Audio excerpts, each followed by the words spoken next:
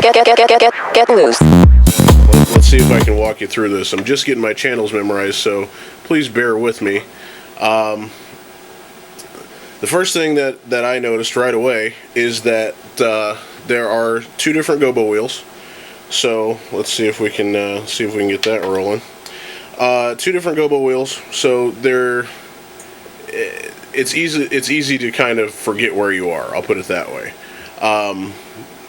Because each gobo wheel is going to be stacked on top of each other. So right now you're actually seeing two gobos, even though it may just look like one. Let me see if I can find my focus here. Oh, that's the strobe. It strobes too. There's my focus.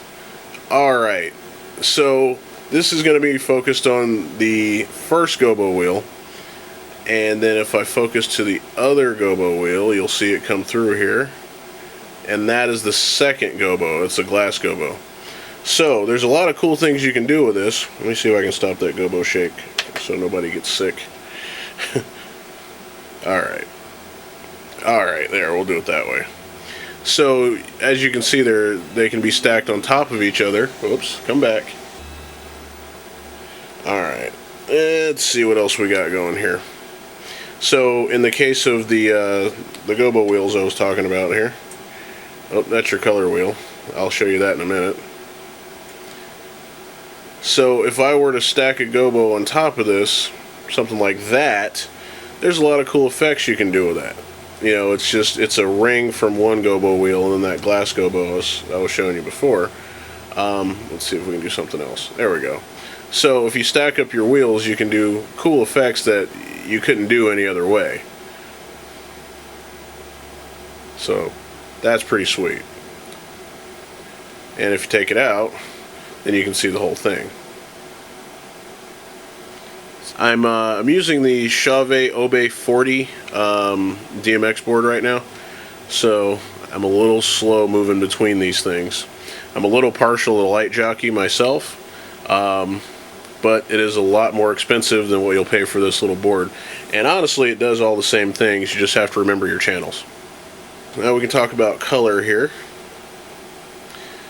It's going to have your basic colors. This is a this is a color wheel, which is kind of weird because you're not mixing LEDs like you would in some of the other LED fixtures. This is a standard, you know, same old kind of color wheel. You just have a white LED source. So your colors are going to be clean, but you can't do any color mixing. By the way, I'm focused on a black carpet here, so this is about as dark as these colors will ever get.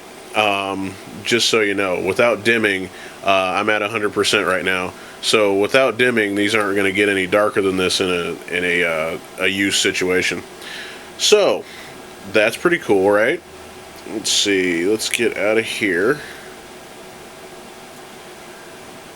Let's see what I got on this page.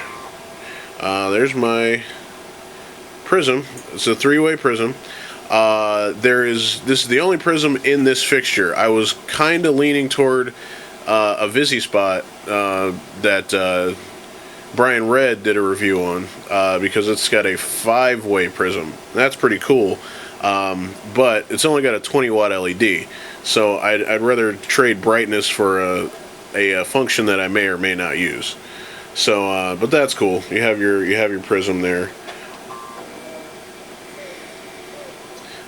This is just your focus channel, so you can do kind of a soft focus or a really hard focus and get that nice hot spot in the middle. You know, if you're looking for that kind of look. If not, you can pull it back and get a nice solid spot. That's your dimmer channel. Then you have your strobe channel, that's a crazy fast strobe.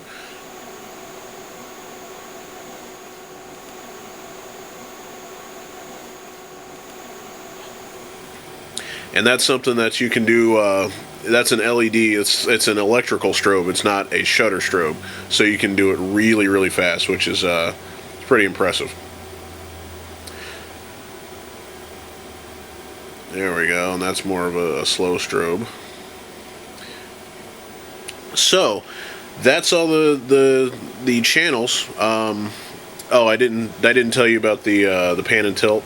There are two different sets of pan and tilt functions. If you choose the basic set, you just have pan and tilt. If you choose advanced, then you'll have a regular pan and tilt, and you'll have a fine pan and tilt, and that's for making smaller adjustments. Okay, I wanted to get into the guts of this thing a little bit. I'm not going to be like you other crazy reviewers out there and break open my light, because, well, these are kind of expensive and I like to hold on to the warranty.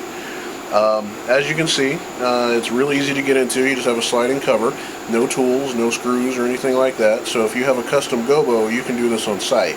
You don't have to worry about doing this the night before or anything like that.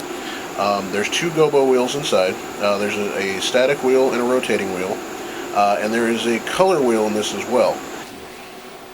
So that is the Chauvet Q-Spot 260. I love it. I'm really impressed with this light. Just so you know, street price is still pretty expensive. They're $999.99. That's street price. So they're still up there, but it's definitely a high-end light that can still be used for mobile uses.